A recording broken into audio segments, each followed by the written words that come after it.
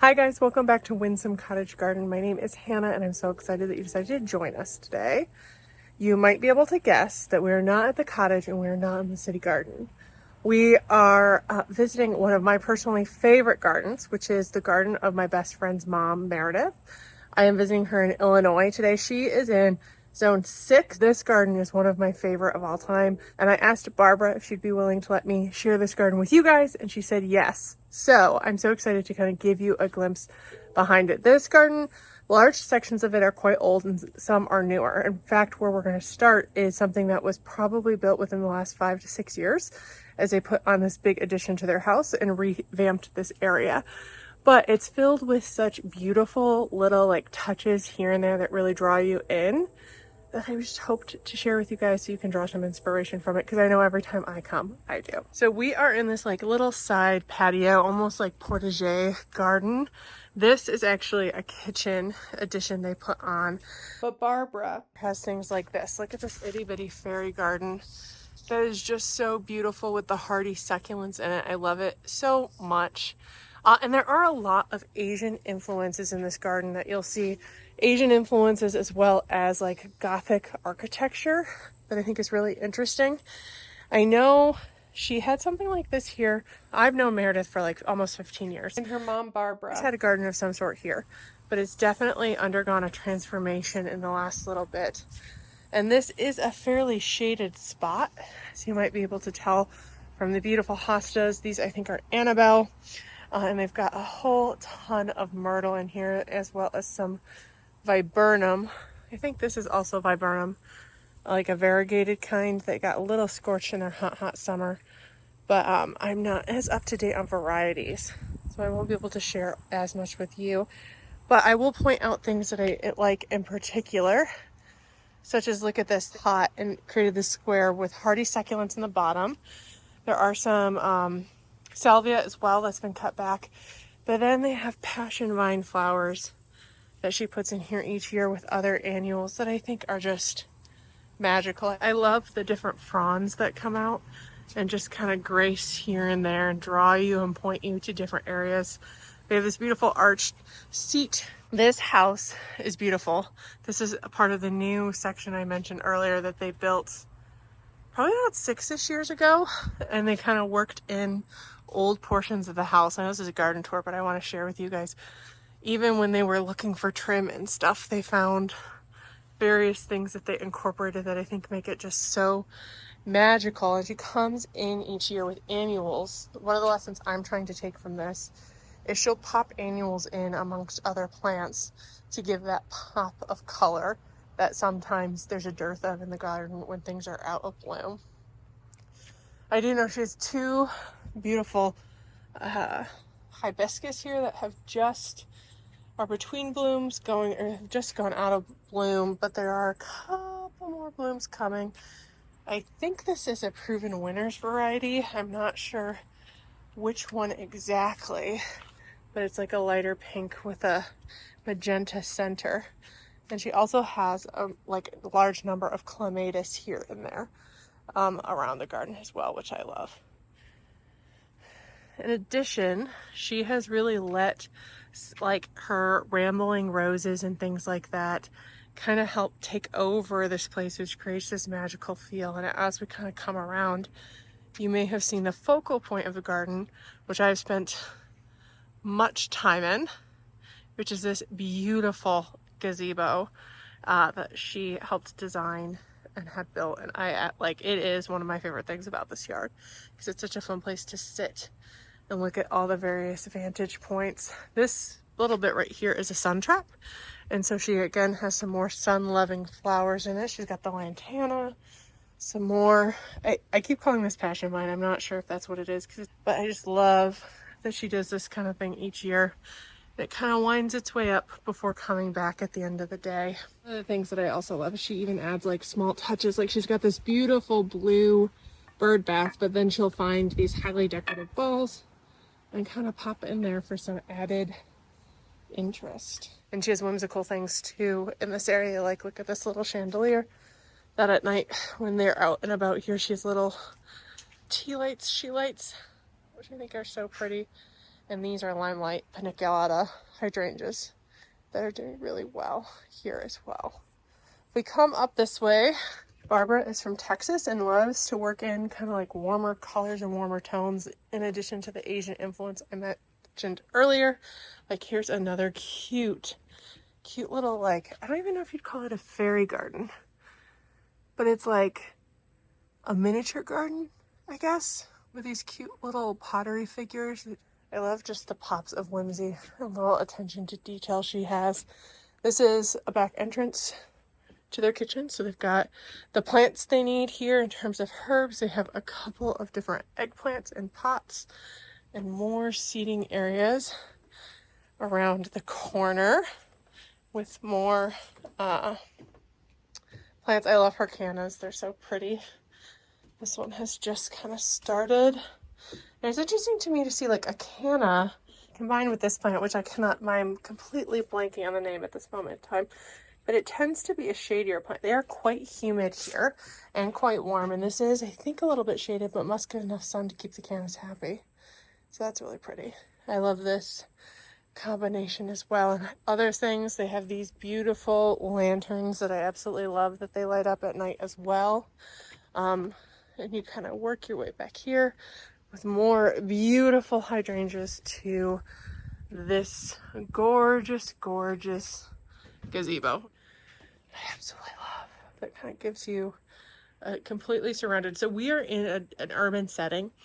We're actually like 5 minutes from the heart of downtown, but you can't really tell here because they've kind of incorporated it. I've heard once you want to create a bowl in your garden, and I think they have very much done that with these huge trees that are really old and established, and then also adding this border to kind of bring it forward with the beautiful lines she's managed to get in here as well. I actually really love that kind of, I don't know if you call it a birdhouse, but this like pagoda as well there.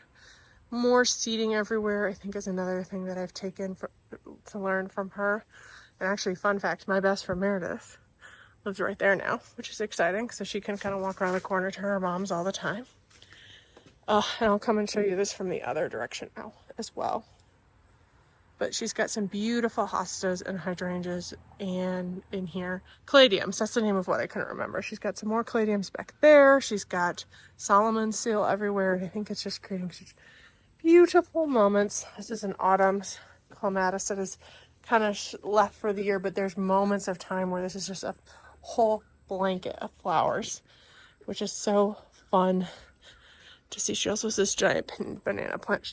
Working our way around, you can see that one of the other things she does that I really appreciate is having different things and different things for different seasons. So this is a peony, which is obviously done, and these are dahlias that she digs as well each year. I think there is a clematis back here. There's definitely one right here, which is like this white cloud of flowers that kind of climbs up this space, and she allows to kind of just naturally flow into other areas as well.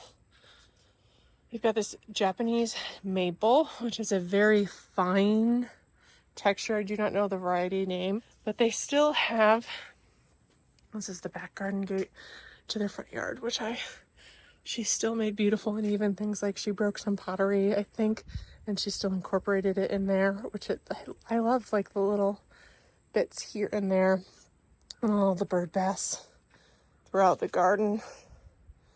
But she's got the color here, as I also wanted to, like the busy lizzies and some of the stagnate mushrooms, still make it look beautiful.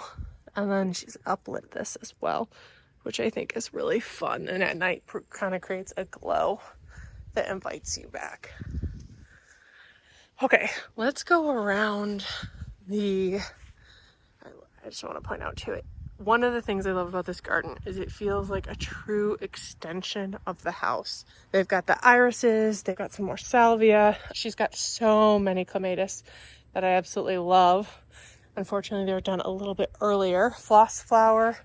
And I'll look at this. This is actually, I think, a little toad house that she's popped in here that I absolutely love. Walking around, she'll still put things like this is an annual that she pops in for that like bright pop of fuchsia.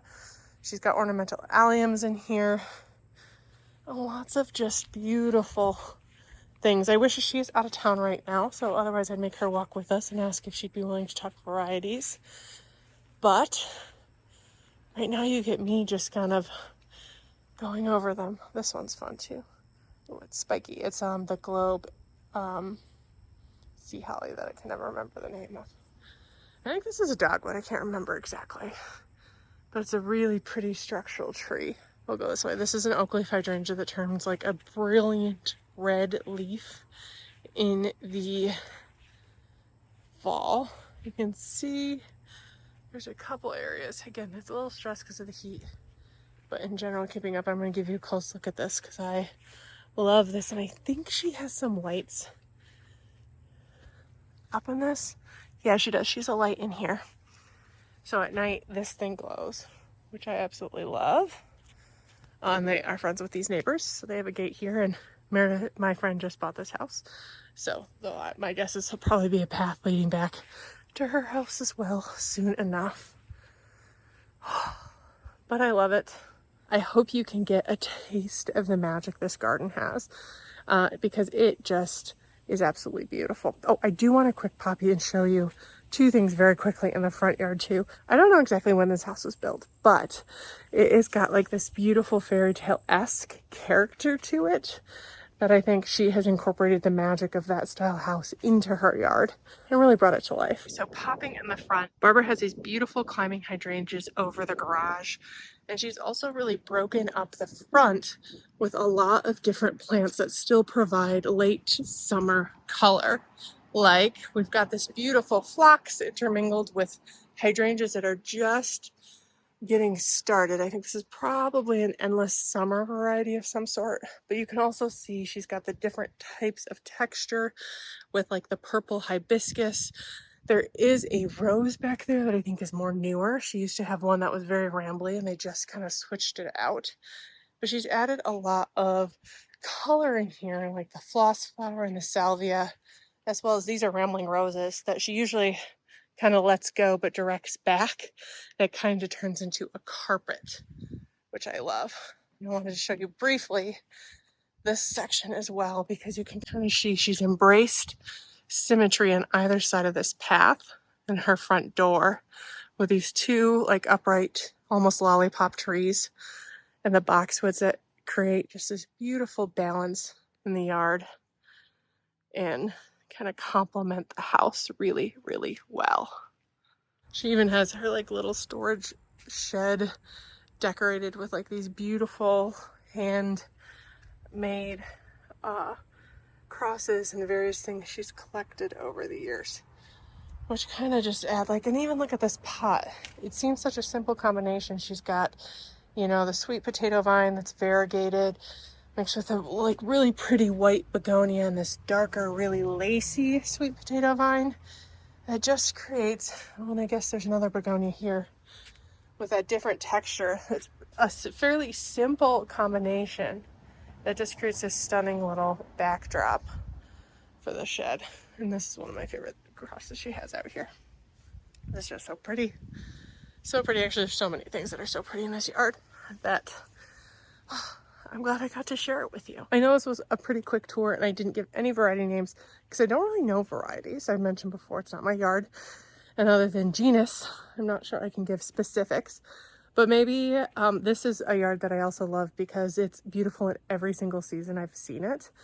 That maybe in the future, when I come back and visit, I'll talk her into giving us a tour herself so she can tell you about how it evolved and what she added here and there, because this has been a labor of love for quite some time. How long have your parents lived here? Oh my gosh, over 30 years. Yeah, so this is Meredith. Over 30 years they've lived here, and I think that this garden is basically all Barbara. Yeah. Which is awesome.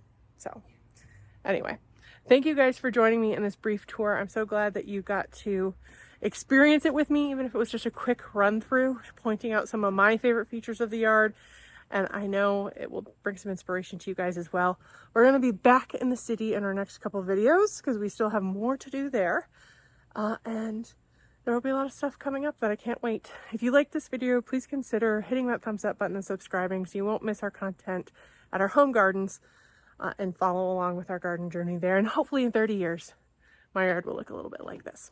Anyway, I really appreciate you joining me today, and I can't wait to see you in the next video. Bye-bye.